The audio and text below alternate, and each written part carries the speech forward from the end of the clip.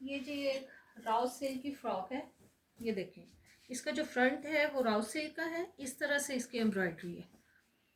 और इसमें जो मिस है ना, ये दो पत्तियां फिलिंग नहीं हुई हुई, ये मेरे ख्याल में पीछे से ही ऐसी, क्योंकि रेडीमेड ये फ्रॉक्स होती हैं।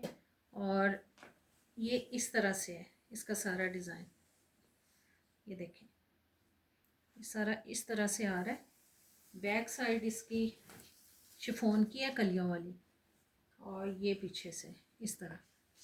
ठीक है, इसका 18 है चेस्ट साइज, और लेंथ इसकी जो है वो 52 इंचेस तक है।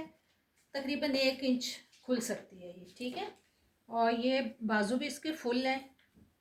ये इसके साथ ट्राउज़र है, ये काफ़ी लंबी लेंथ है, ट्राउज़र नज़र ही नहीं आएगा। और ये जी इसके साथ दुपट्टा है, ये फीता शीता लगा हुआ है। ये आपको मैं दे दूँगी 2300 में।